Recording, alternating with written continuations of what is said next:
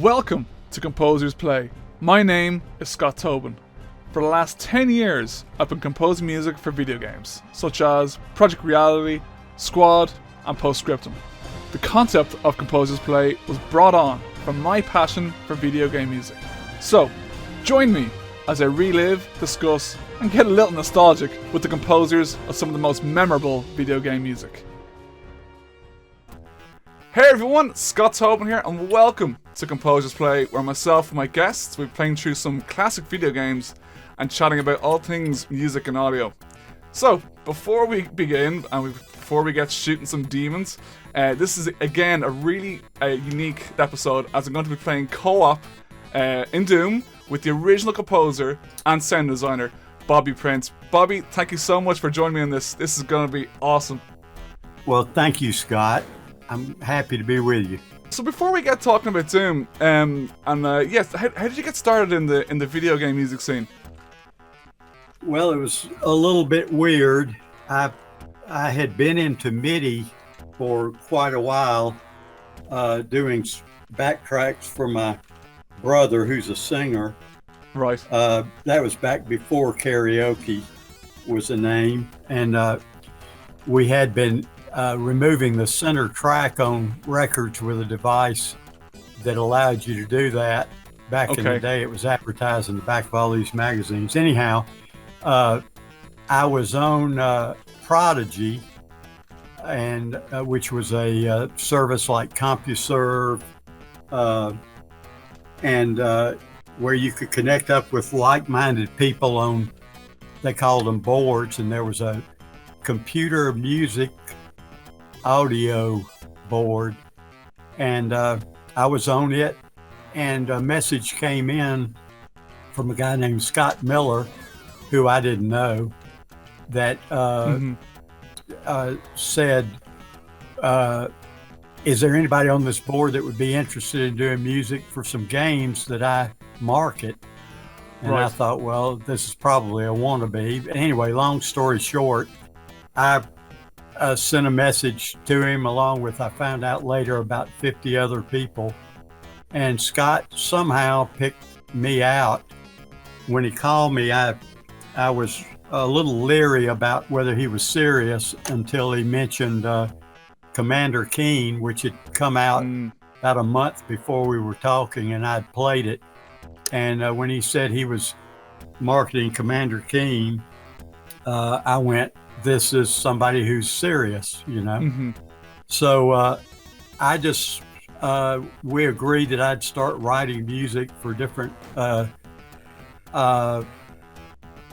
programmers, some of them just by themselves, and some groups like ID, and write music for their games. And I guess I should be moving, shouldn't I? Yeah, no, it's okay.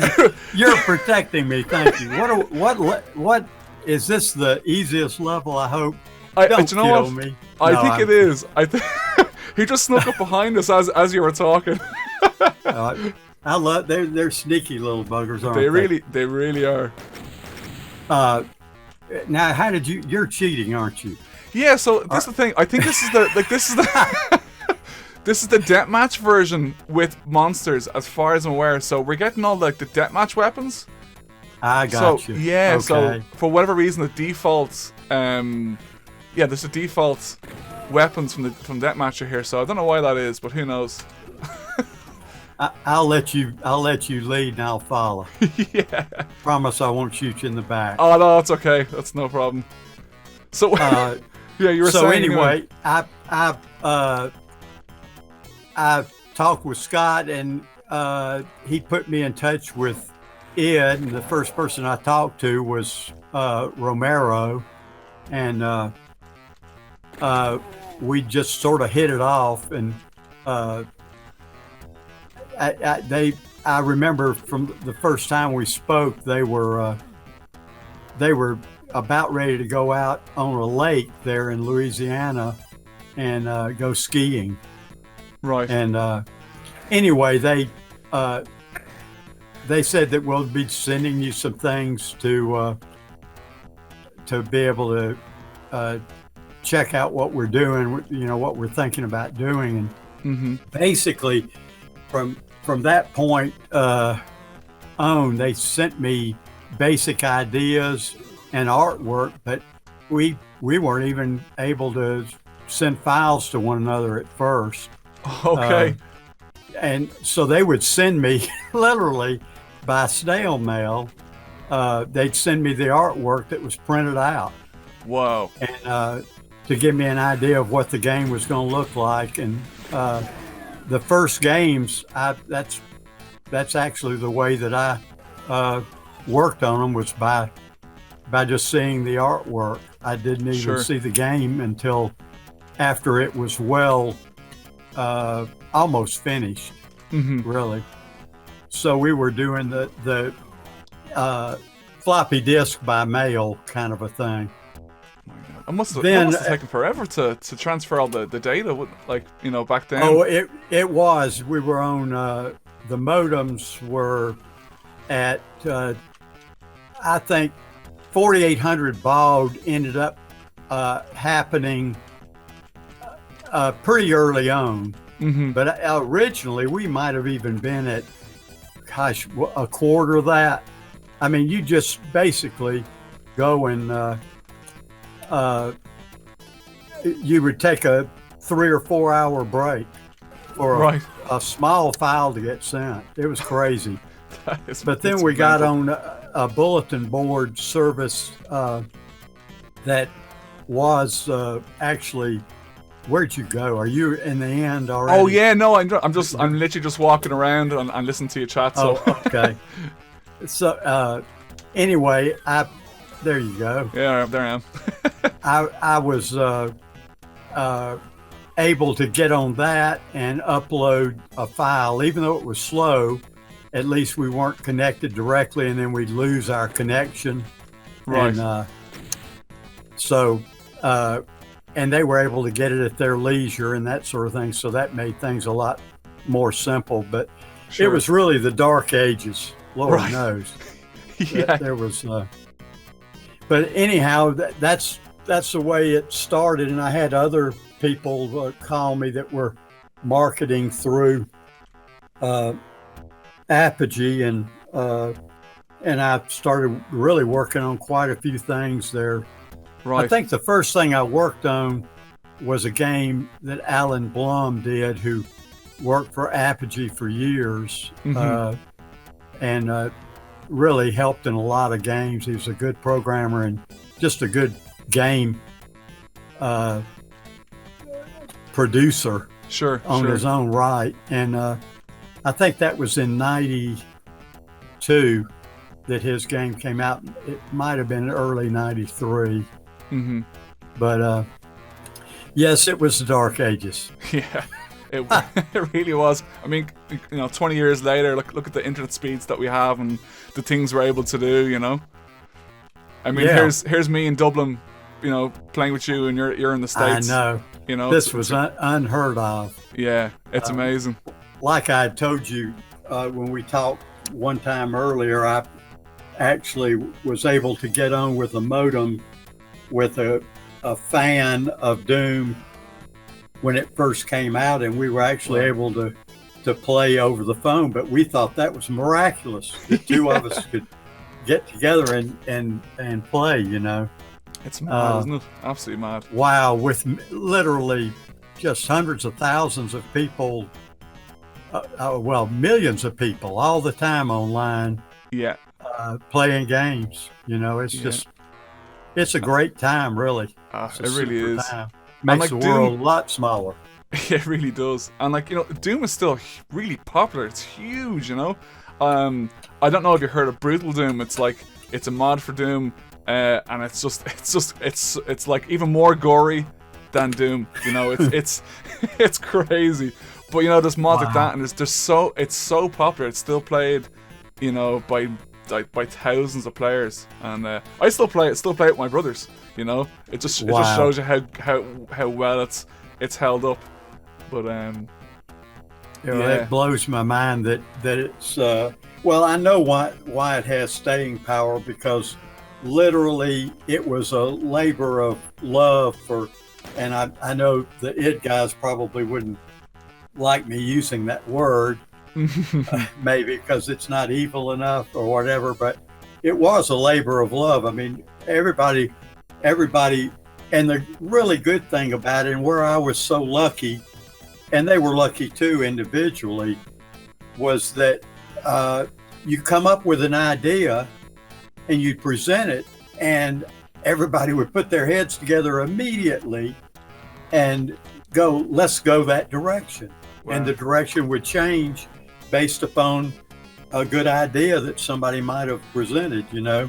Sure. And that there was power in that, because you were able to sort of keep up then. You were able to keep up with technology, so to speak. Right, right. And the latest ideas that anybody had. And so that was, it was just a thrill, you know, to get to work with people who were loving what they were doing, and were really doing a superior job of it, because they were thrilled to be doing it, you know? Yeah. That kind of thing is magic, and you don't run into it a whole lot. No, definitely not, yeah.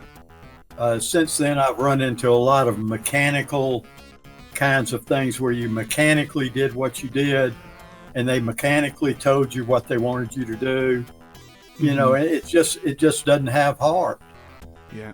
And like Doom was like this, like this game. I mean, there's a lot of, like, you know, Wolfenstein before this was another game you scored and did the music and the sound effects for, but it was nothing like Doom. This, like, when this came out, this you know, it shut down servers and, like, you know, colleges because of the traffic and everything. Remember, we were talking about it before.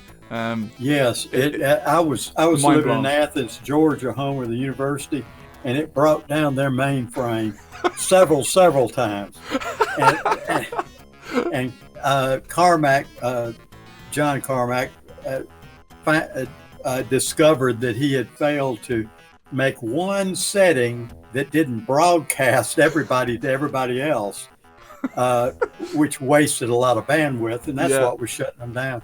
Yeah, the university actually blocked the game until that was fixed, and then they allowed it. And nobody really in town ever knew that I had anything to do with that. Yeah. Which was sort of hilarious to me, but I didn't want anybody really to know that I had anything to do with it, or they'd have been go straight to you. You broke our servers.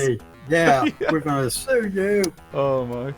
So let's talk about the first. Like, I mean, this song we're hearing now it's pretty iconic, like in gaming history. I mean, maybe I'm a bit biased, but it's a very iconic sounding first song for this game, isn't it? Like, I mean, I know the new Doom that was released in 2016.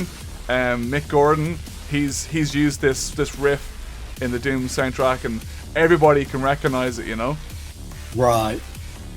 Yeah, it took a life of its own, it seems, and I noticed on one version of it on YouTube had at least 1 million. It was more than 1 million plays on it. But the thing is, there are thousands of copies of it up here or there. My God, I mean, it's been redone. It's had to been redone probably more than any piece of music that I know of, anyway. Which I don't, you know, I mean, I'm happy that people liked it that much, and I love what everybody's done. Yeah. Especially the live players that have been able to play it. And in the day, I could do it. I can't do it anymore. I've gotten too slow. And out of practice and kind of thing. So I'm in awe of, and they do it on steroids too. I mean, they actually are going faster than I ever imagined I would ever do it. Wow. But also just people who have done plays on it and have done really wonderful stuff with it. If such a song can be called wonderful. Ah, well, it is. I mean, like, if you know, if you were to tell a gamer, oh, do you know the first song in Doom, like people instantly recognize this, you know. Did you play all these songs in with guitar? Did you like just, you know, play them out and then, you know, transfer them to MIDI? Is that how you did it, or did you use piano, or did you click them in even? Now later on, sometime after this, I bought a Yamaha MIDI guitar. It was a spacey looking thing. It looked more like a lap steel guitar. Right. It didn't look like a regular guitar, I'll put it that way. And the strings were real high off the neck kind of a thing. And it was just weird. And while Yamaha did a good trial at it, it was just quirky as all get outs. So I really never used it for any of that. But this was before that. I entered it using a keyboard. Wow. And but I played it first. I mean, I'd hold the guitar and just noodle around, and I always tried to play with the tritone. Right. Yeah. Because it being the mark of evil and all that, and supposedly outlawed by the at least the Catholic Church back. That's right. Yeah. Long time ago. And so I was trying not to overuse it, but still to have it rear its little ugly head every once in a while. Right. And tried to make it dissonant. Yeah. But I know it's been compared to a lot of heavy metal music, but honestly, I didn't listen to in the early days. Heck, I might have heard one heavy metal band play, you know, or a CD. Sure. I wasn't into that. I was doing backtracks for my brother and other people. Gotcha. So I was just busy doing that, and nobody wanted metal back then anyway. Right. Backtracks. Sure. And so anyway, it was the first thing I came up with, actually. Just sort of noodling around, I went, this would be pretty cool because it's gonna, you know, be somewhat listenable anyway. Sure. And people will be listening to it a lot. Yeah, definitely. So anyway, I know, you know, I can take most any metal song and tell you, well, that's used in this, that's used in that, and all of that. You know, I hear this song every once in a while. I hear songs that I did for games being used in other games and little catches here and there, and you can't help but do that sometimes, you know. Yeah, it's in your nature to do it. Like, or it just, you know, it's not a copy. They didn't intend it. They weren't thinking of it at the time even. It's just what came to them at the time, you know. Anyhow, it's been great to see how this game has lasted and how many people really still like to play it.